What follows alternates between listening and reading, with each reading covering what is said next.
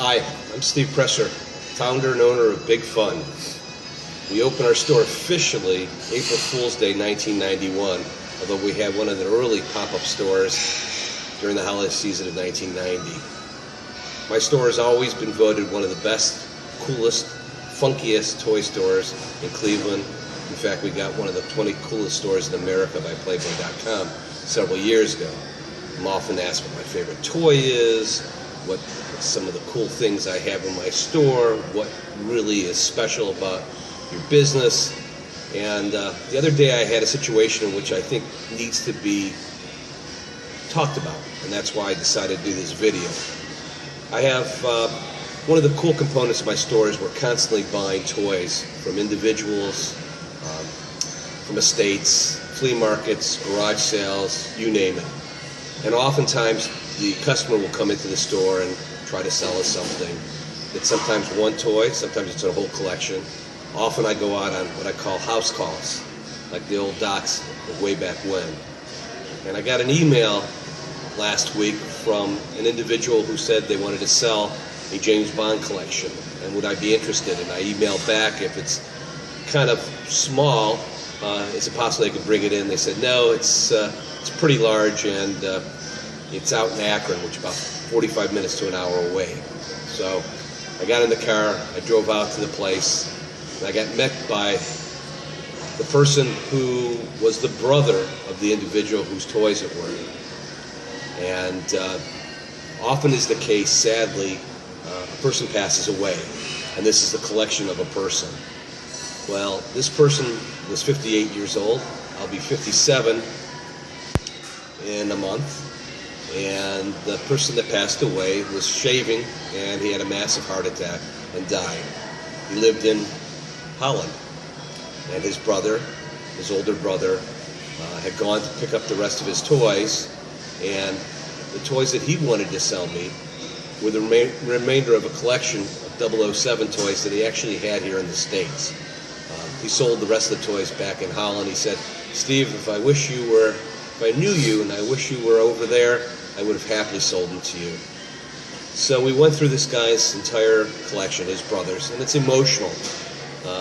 Collections are a glimpse into someone's history, their personality, their likes, their dislikes. Some people are pretty serious about what they collect and only collect a certain portion of it, and other people collect the whole gamut.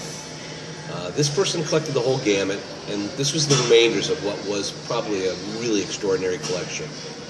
And we started talking, and I was there for 2 hours. And, I get teary-eyed, I get emotional. The joke is I cried when Lassie didn't come home. So I told him this, and I said, I can relate because this is my time period, and I'm a big 007 fan. And these items some of them were personalized autographs, others were everything ranging from razor blades to autographs. And, this is what makes my job kind of exciting, in the sense that I get a glimpse into somebody's life and their history. And at the end, this individual said, Steve, we really want to wash our hands of this, and we really need to move on. And I could tell it was very tormenting. And I said, how much do you want for this? And he said, well, we'd like to get $200. And I said, no, I'll give you $500. And that's often the case. I will give people more than what they ask for. Partly because I know it's worth more, but also I know it's difficult sometimes for people to let go, and they just, as I mentioned before, want to let go. And we had more conversation, and his wife was there. She's an American. And it was a lovely afternoon. It was very cathartic for all of us to talk about his brother, his life, and his untimely death. So he said to me after we consummated our deal, I have one more thing to show you.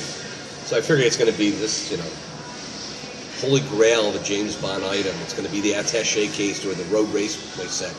But he brought over a small box. For a second there, I thought it was going to be like the remains of his brother entombed in some kind of James Bond memorabilia piece. But it was a game this person invented. He wanted my opinion. He is an avid bicyclist. He loves watching road races. Tour de France, things like that. And I said, I had been almost 40 years ago, I'd watched the Tour de France. It's like, it went by like immediately, barely had a chance to even see the guys. I put my lunch down and boom, they were past me. We started talking, and I don't know what it was. I just zoomed in and clicked into his product, and I gave him what he said were incredible ideas, both from marketing and from a standpoint of somebody who has seen toys, be successful and some that have not. And at the end of the conversation, we shook, we hugged, and I made a friend for life. I know it. I just know that this guy and his wife are going to be friends that I'm going to go hoist a beer with. In fact, he kept on asking me, would I like a Belgian beer? And I enjoy a Belgian beer, but it was Sunday afternoon, and I had a long drive, and I was tired, and not that I'm a lightweight, but I'm a lightweight. But I didn't feel like drinking.